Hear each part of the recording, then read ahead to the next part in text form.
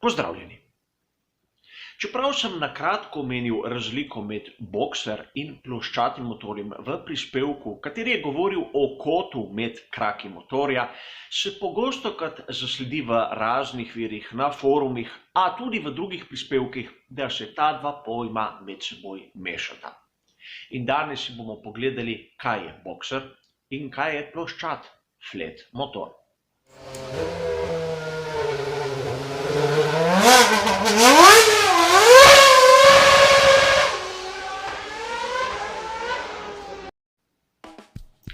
Večino zmešnjave med uporabljanjem izraza ploščati, flat in bokser izhaja iz dveh družin italijanskih motorjev.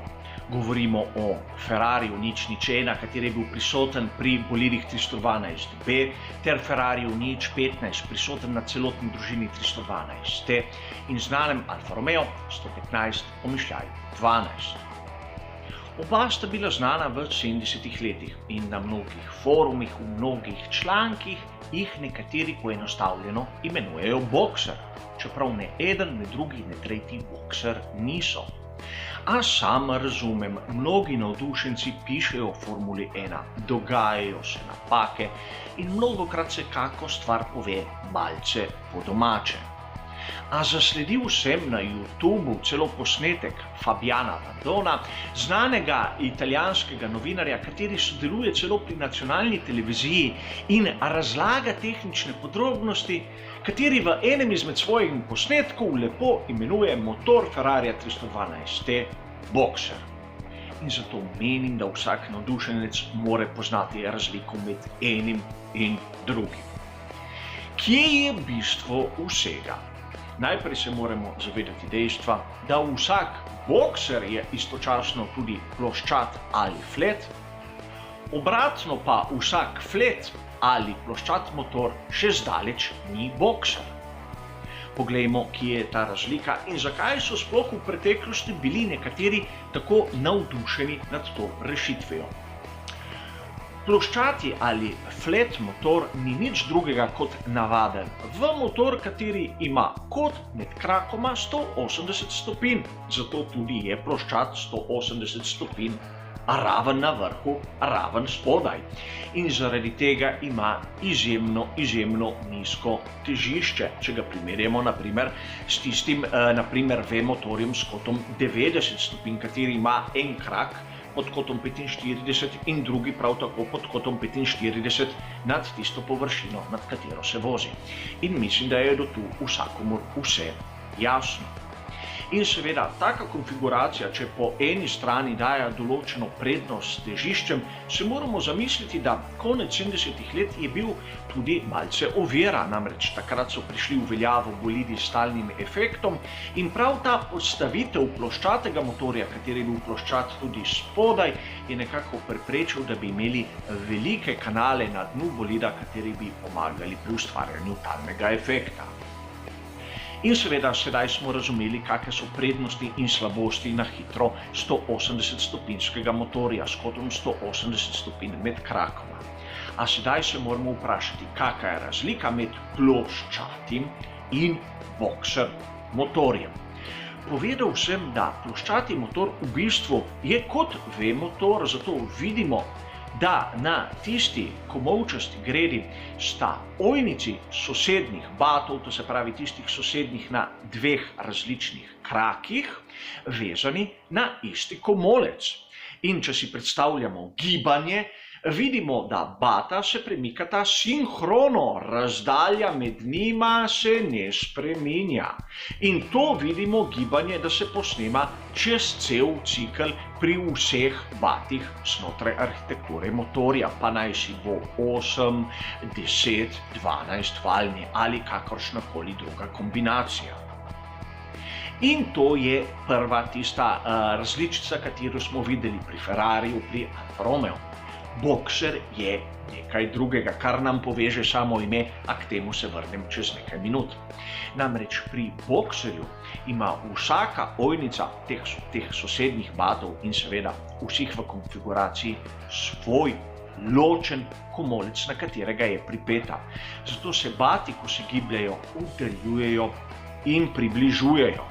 in tako imamo izredno uravnoteženo gibanje vseh teh največjih delov v motorju.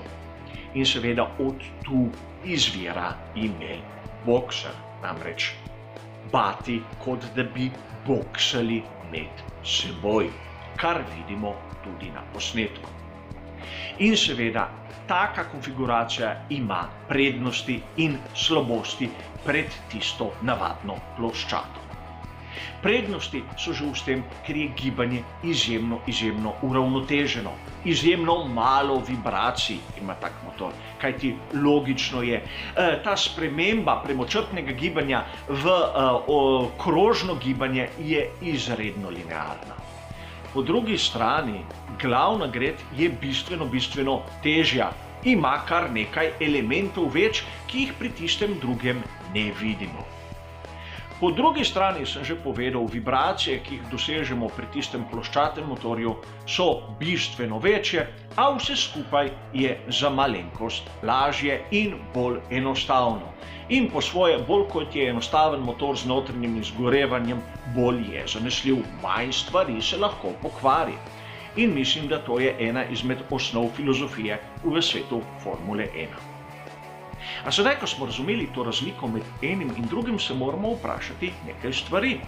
Prvič, če je tisto, kar so nam prodajali kot bokser, nekaj drugega, kateri pa so sploh bili bokser, pravi bokser motori v Formuli 1. In to seveda imamo tudi v svetu Formule 1, čeprav malokrat poudarjeno. Prvič, Porsche v 60-ih letih je sodeloval v Formuli 1 z bolidi, kateri so bili zračno hlajeni in imeli bokser motorje.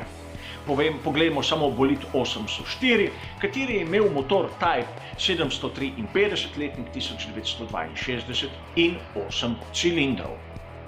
In seveda bil je tudi uspešen, da Gurney je z njim zmagal eno dirko, kar je kar zanimiv rezultat. A seveda, imamo tudi 12-valjne bokser motorje v Formuli 1, imamo, in tu je tudi zanimiva anekdota. Namreč leta 1990 so pri Motori Moderni izdelali 12-valjni bokser pod znamko Subaru. In tega so vgradili v ekipo Koloni. Šifra tega motorja 1235. In čeprav je bil izjemno neuspešen, Koloni nikoli se ni prebil v tistih 8 dirkah, ko so ga rabili niti čez predkvalifikacije, ki je zrisal Carlo Kitty. Znani Carlo Kitty, tudi avtor tistega Alfa Romeo 115 pomišljaj 12. In kaj je bilo tako narobe pri tem Subaruju, da ni bil uspešen? Nekako znano je vsakomur, da tak motor bo izjemno težak. No, ta je bil res izjemno težak, pa tudi močan ni bil. In seveda drugo vprašanje, katero je bolj bistveno, kako lahko vsak loči, kaj je bokser in kaj je flat oziroma ploščat. Razumeli smo, mora imeti kot 180 stopinj, a moramo videti tisto glavno gred, kako so komolci postavljeni in kako so ojnice vpete. Če sta dva sosednja bata na istem komolcu vpeta, gre za ploščat, če ima ta ločena, gre za bokser. Bolj enostavno kot tako ne more biti in tako bo lahko vsak navdušenec tistemu, ki ne pravi pravilne zgodbe, povedal, zakaj gre. Hvala za vašo pozornost in nasvidenje.